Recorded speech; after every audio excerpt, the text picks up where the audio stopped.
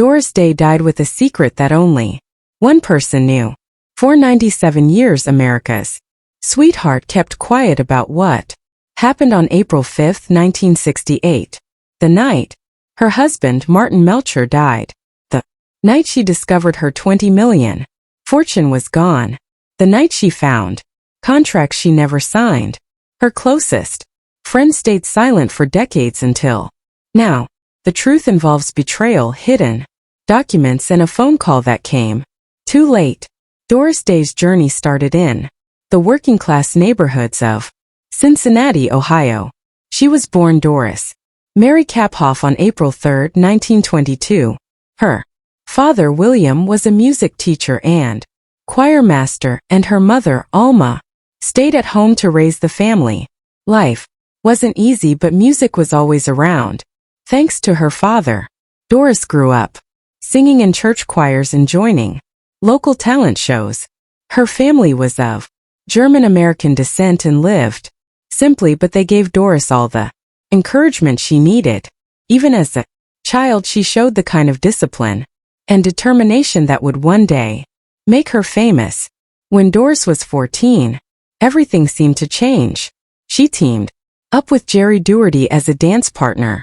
Together, they entered a local talent contest in Cincinnati. They won $500, a huge sum at that time, worth over $9,000. Today, that prize wasn't just about the money. It gave Doris and Jerry the confidence to believe they could make it. In Hollywood, they packed up their dreams and headed west, hoping for stardom. For Doris, it was the start of what she thought would be a life on stage as a dancer. But fate had other plans. Just before she was supposed to move to Hollywood for good, tragedy struck. Doris was 15 when the car she was riding in was hit by a train. The crash shattered her right leg. The injury was so bad that she had to stay in bed for months. Her dancing career was over before it truly began.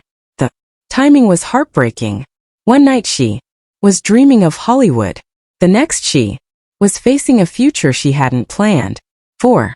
The pain, both physical and emotional, was overwhelming. But Doris refused to give up. As she lay in bed, recovering, Doris found new inspiration. She listened to the radio and fell in love with the voice of Ella Fitzgerald. The way Ella sang touched something deep inside her. Doris decided that if she couldn't dance, she would sing.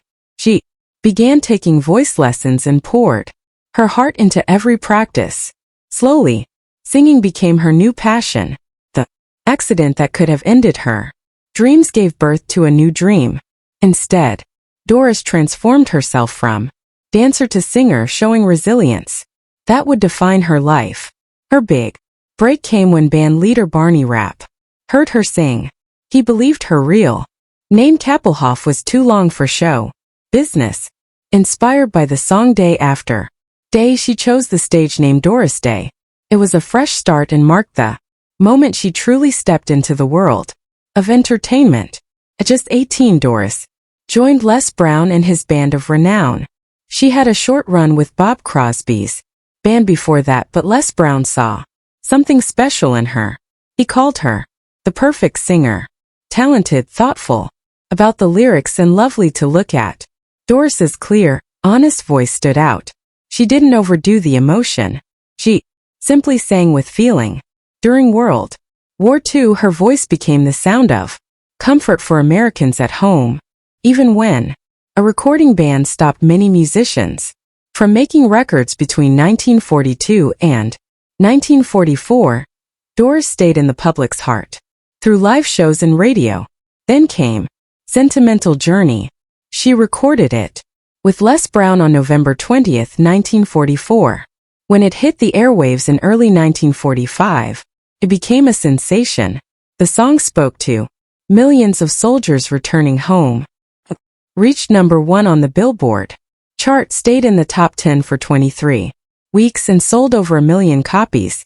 That was incredible at a time when material shortages made it hard to produce records. Her next hit, My Dreams Are Getting Better All the Time, recorded on March 2, 1945, also climbed to #1.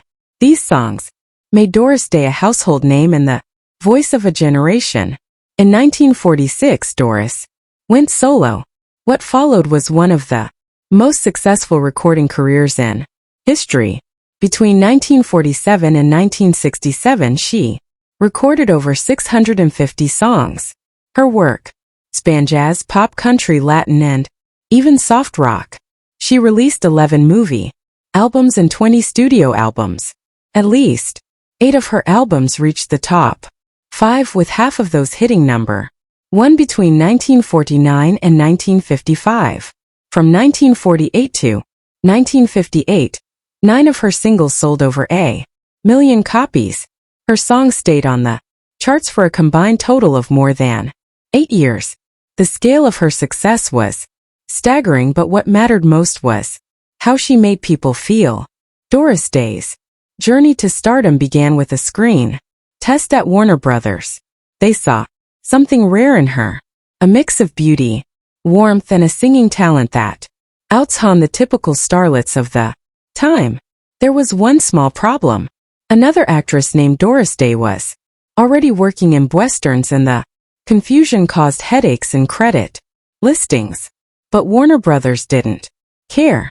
They were sure they had found Hollywood's next big thing. In 1946, they signed her to her first movie contract. This wasn't just a job offer. It was a bold bet on a fresh face who would soon light up the silver screen. 2 years later, that bet paid off. In 1948, Doris made her debut in Romance on the High Seas. Directed by Michael Curtis, the film put her front and center. Audiences fell for her at once. Her beauty sparkled. Her energy was infectious. And when she sang, the theater seemed to hold its breath. The film was a hit. The soundtrack earned praise too.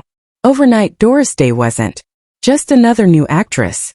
She was a star, and her rise felt unstoppable. In 1949, she proved it wasn't luck. That year she starred in My Dream Is Yours, and It's a Great Feeling. Both were musical comedies, both box office successes. My Dream Is Yours showed off her voice and sunny spirit. It's a Great Feeling sealed the deal. Doris Day could lead a film and charm critics and fans alike. Hollywood had its new queen of musicals, and Doris was just getting started. What followed was a pace few could match. In 1950, she starred in T.4.2, The West Point Story, and Young Man with a Horn. Each film highlighted a different side of her talent, but that was nothing compared to 1951. In just 1 year, she made 5 films, including On Moonlight Bay and Lullaby of Broadway. The workload was intense, but Doris never faltered. She gave every role her all, earning a reputation for professionalism that studios trusted and admired. She wasn't just a star. She was a workhorse, delivering hit after hit while setting the bar for dedication. Then came Calamity Jane in 1953. It was the role that felt most like home to Doris. Later in 2019, she said it was her favorite. She called herself a tomboy growing up, and playing Jane let her embrace that side. She rode horses, fired guns, and sang like the whole West was listening. Audiences loved it. The film flipped gender expectations on their head. Here was a brash, loud woman in men's clothes, but also a character with a tender heart. The song Secret Love from the film won the Oscar for Best Original Song and later became an anthem for those seeking acceptance. The film's success led to a stage musical in 1961, and Calamity Jane remains one of Doris's most celebrated performances. Doris shocked fans again in 1956 with The Man Who Knew Too Much, directed by Alfred Hitchcock. The thriller showed a new side of her.